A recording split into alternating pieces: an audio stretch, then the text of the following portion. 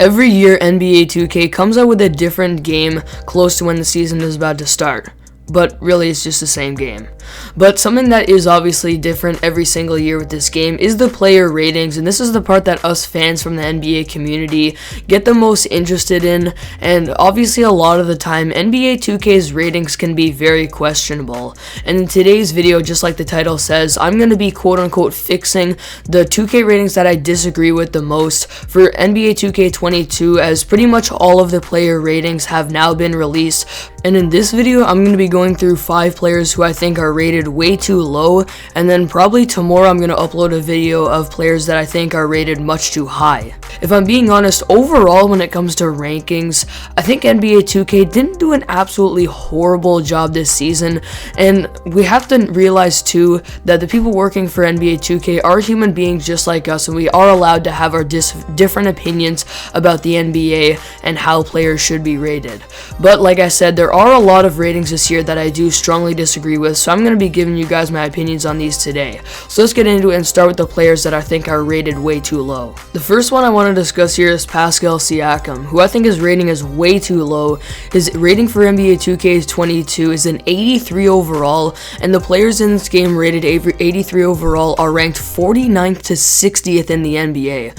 I got a newsflash for you guys. Pascal Siakam is not in this range of players right now. He is absolutely a top 40 player still, and he got a lot of hate this season from a lot of people that only watch highlights of games because he's not very clutch, but overall he's still a fantastic player, and a player like LaMelo Ball has a higher rating in NBA 2K22 than Pascal Siakam, which is absolutely ridiculous, and I think that Siakam's rating should be an 86 overall, which would give him the same rating of another power forward like Domantas Sabonis, which is absolutely realistic. I personally think Pascal is a little bit better than Sabonis, and maybe Sabonis should be an 85, but overall I definitely think that Pascal should be at least an 86 overall. A guy last year who, when he was at his best, was still absolutely dominating down low in the post, crafty scorer around the rim, and overall averaged 21.5 points per game on about 55% true shooting, which is not bad efficiency as well. He still needs to develop a 3-point shot, become more clutch, but he's also very, very good defensively, can pretty much defend 1 through 5, and is one of the better defenders and probably a top 50 defender in the NBA right now. And overall, all of this combined with how he's becoming a better passer as well, I think this leads me to believe that he at least deserves an 86 overall in this game.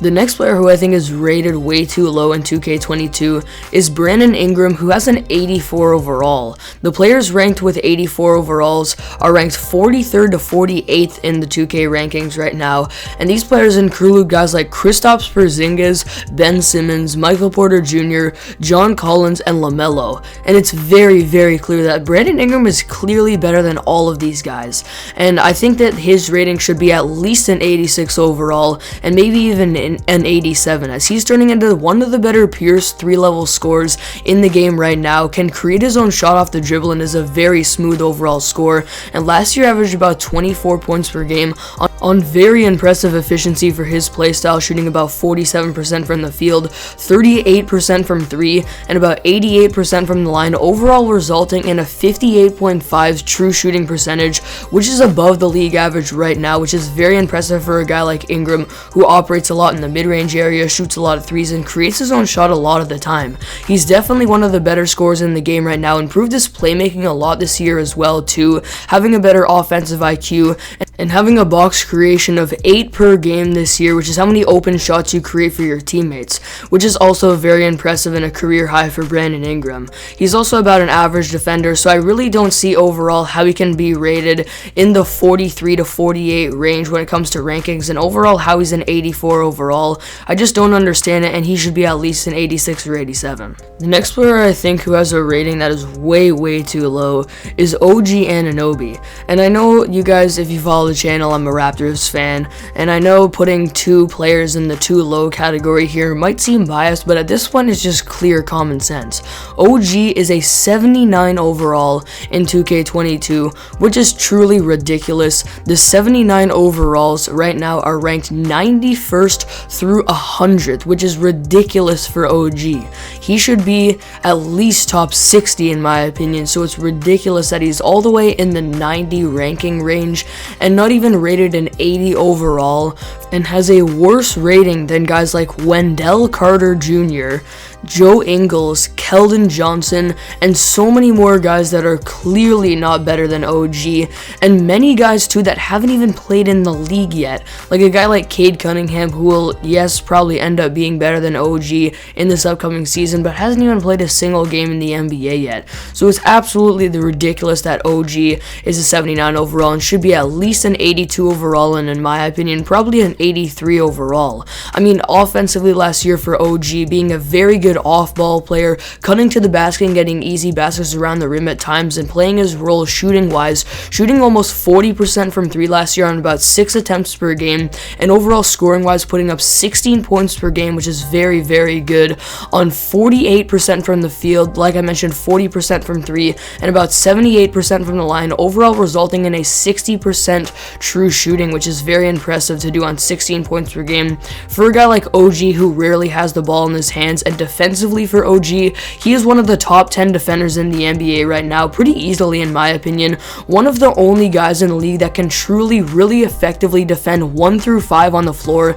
He can contain better centers, better than a lot of centers can, which is very impressive. A very good rebounder at his position, an amazing post defender, an interior defender, and a very good perimeter defender, and can lock up anyone one-on-one on the perimeter as well, and is a good off-ball defender. So he's easily a top 10 defender in the NBA in my opinion, a very good off-ball player and a very good scorer for his role, and absolutely deserves to be considered at least a top 60 player in the NBA right now, and deserves to have a rating of at least 82 overall, maybe 83. For the fourth one here, I'm going to be talking about Draymond Green. Now this one is interesting because on the source that I'm using right now, it is a website with the top 100 NBA 2K22 rankings right now, and Draymond is rated as an 80 overall. Now I've heard from other sources on Instagram that Draymond is an 83 overall, but I'm going to go with my most reliable source here that says he is an 80 overall. If any of you guys actually do have the game, let me know what the actual rating is, but if it's true that he is an 80 overall, I mean, this is pretty ridiculous. He is ranked under guys like Jaren Jackson Jr., John Wall, Spencer Dinwiddie, and more players that are clearly not better than Draymond. And if you guys watch my channel, you know that I actually think that Draymond is pretty overrated by the NBA community, and I have him ranked a lot lower on my list than a lot of people do, and I think he's barely even a borderline top 50 player because of his inability to score the ball, but even I know that Draymond is not an 80 overall. He deserves probably at least an 83 overall in this game, maybe in my opinion an 82 overall, but probably in that range around probably an 83 overall for Draymond, with still his amazing IQ on the offensive end of the floor. Like I said, his inability to score does hurt his rating a little bit, at least in my opinion, but he's a very good passer, playmaker, has amazing IQ and court vision, and defensively, he's still one of the best top 5 defenders in the NBA right now. Is versatile, can pretty much defend 1 through 5, has an incredibly high defensive IQ still, and overall is still one of the better defenders in the league. So in my opinion, Draymond at least still deserves an 83 overall in 2K22. And to cap off today's video, the last player that I think is ranked way too low in NBA 2K22 is Bam Adebayo, who currently has an 86 overall, and in my opinion, Bam is a top 3 center in this league alongside Nikola Jokic and Joel Embiid. I made an entire video on the comparison between Karl Anthony Towns and Bam Adebayo, which is a very, very interesting comparison and could go either way. But anyway, 2K has Rudy Gobert and Karl Anthony Towns rated over Bam Adebayo, and he's actually in a 3-way tie for the 5th best center in the league with DeAndre Ayton and Clint Capella, who, with all due respect to both of these guys, who are both very good defenders and did very, very well in the NBA playoffs this season, they are not nearly as good as Bam Adebayo. And I think that he should be at least an 88 overall in this game, which would actually tie him with Rudy Gobert, who may or may not be in that too high ratings video. Even though I think a guy like Gobert is underrated by the community, I think a rating of 88 is way too high for him. But anyway, getting back to Bam, 2K is severely underrating this guy's defense, who in my opinion is arguably a top 3 defender in the NBA, at least a top 5 defender center in the NBA with his very good rim protection, but also his elite versatility on that end of the floor. He can defend the pick and roll pretty well, but can literally defend 1 through 5 at the center position and guard some of the most amazing scoring guards in the league right now, which is amazing and a very rare talent at the center position in the game right now. And offensively, Bam is underrated too. I think the Heat are at their best when they run their offense through him. He can score well when he's down low in the post, and when they run the offense through him, he's a good playmaker.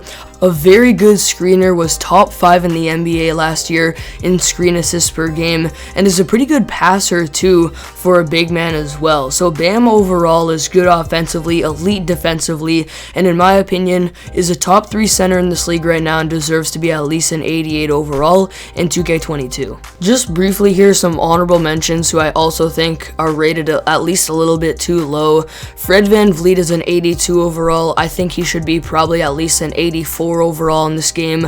A guy like Andrew Wiggins, who also, just like Draymond, has a rating of 80 overall, and I think he should be probably an 82 overall.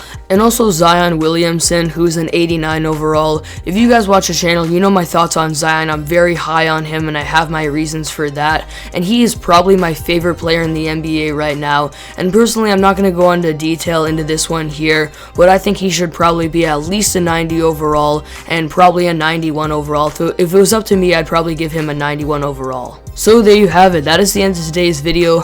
Those are the rankings in 2K22 that I have on the website I'm looking at right now that I think are much too low, why I think they're much too low, and where I think the ranking should actually be.